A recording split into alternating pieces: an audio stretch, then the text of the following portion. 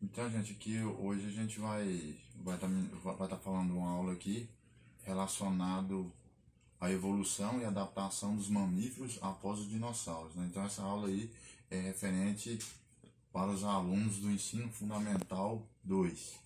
Então, como que surgiu toda essa diversidade aí, esse acontecimento pré-histórico aí, né? Então, a gente vai estar falando aqui sobre essa evolução aí dos mamíferos.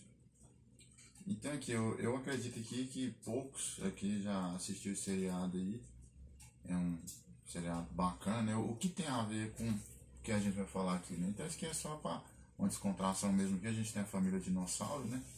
Então aqui tem, a gente pode citar aqui alguns personagens aqui, quem nunca assistiu, né? Então procure assistir. A gente tem aqui a Charlene, que é a primeira, a Fran, né?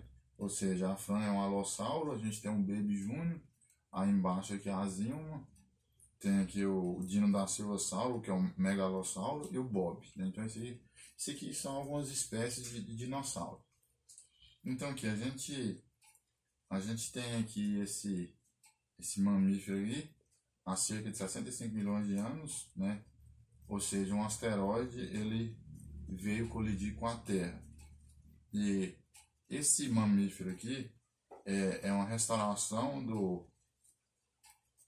é um nome meio estranho aqui, do Tinachodon, um membro do grupo Sinodonte, que incluía os ancestrais dos mamíferos. A evolução dos mamíferos a partir das sinapsídeos, répteis ancestrais dos mamíferos, foi um processo gradual, ou seja, né, que levou aproximadamente 70 anos do Médio Permiano ao Médio Jurássico. Na metade do Triássico, havia muitas espécies que se pareciam mamíferos. E apenas no início do Jurássico apareceram os primeiros mamíferos verdadeiros, o primeiro marsupial. Então, aqui a gente vai... Aqui é uma imagem ilustrativa, né? Como após essa colisão do meteoro com a Terra, como que ficou aí. Então aqui, o resultado do impacto foi devastador. Ocorreu uma série de mudanças climáticas que bloquearam o sol e mataram as plantas. As muitas espécies de dinossauros que dominavam o planeta pereceram. Os mamíferos, animais menores, capazes de se esconder em tocas subterrâneas e de se alimentar de insetos, sobreviveram. Alguns mamíferos sobreviveram ao meteoro, por quê? O porquê os dinossauros não conseguiram sobreviver a esse meteoro, né? Então, o que a gente vai estar falando aqui agora, aqui explicando o porquê disso. O tamanho do corpo foi importante para algumas espécies sobreviverem. Os animais pequenos encontraram abrigos mais rápidos. Os fatos de muitos mamíferos possuíam hábitos noturnos facilitou muito. Os mamíferos já tinham se especializado a viverem no escuro. Então, ou seja, né? Então, eu acredito que a maioria das pessoas aí já assistiu algum filme de dinossauro, ou que apareça algum dinossauro. Então, não que seja a maioria deles são grandes, né? Então, de fato, ter alguns pequenos mamíferos, né? Após essa devastação que ocorreu na Terra, né? Então, eles conseguiram se abrigar em pequenos esconderijos mais rápido do que esses grandes dinossauros aí. Então, com isso eles se sobressaíram a essa situação aí.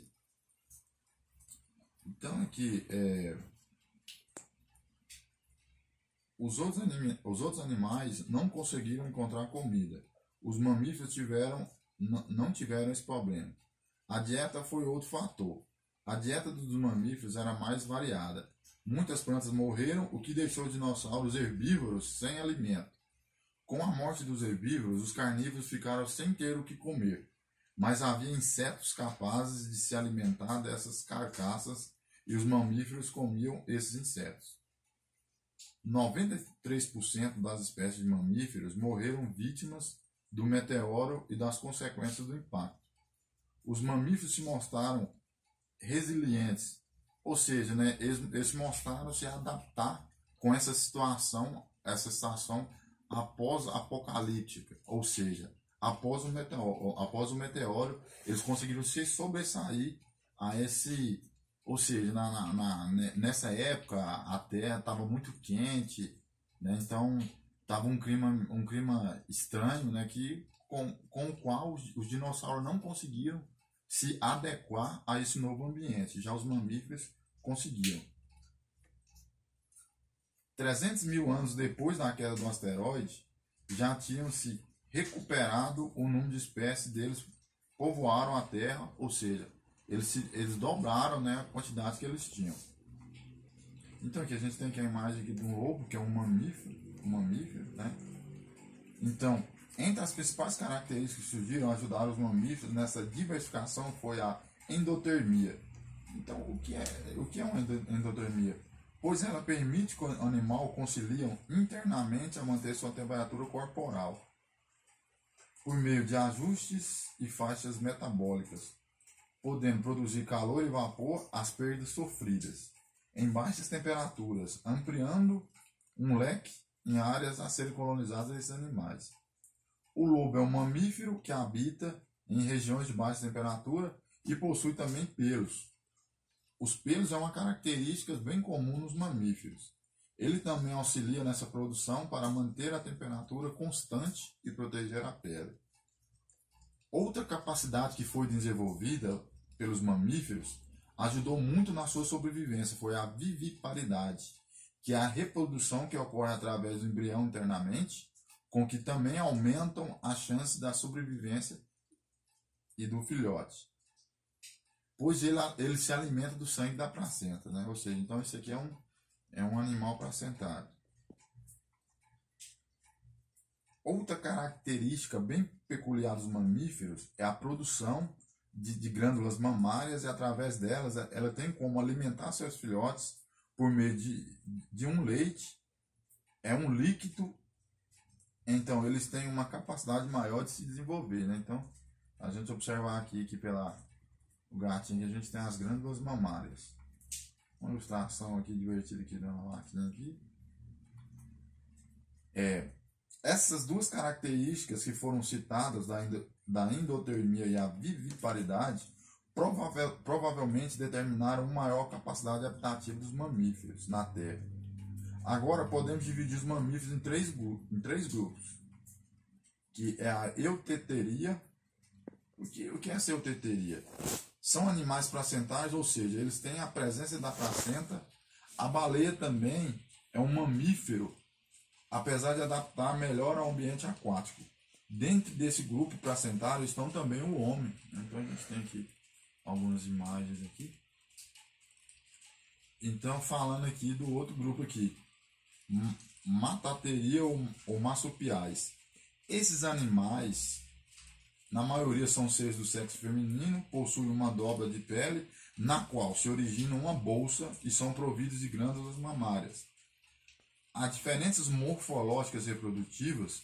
As fêmeas possuem 2 vaginas e um pênis nos machos.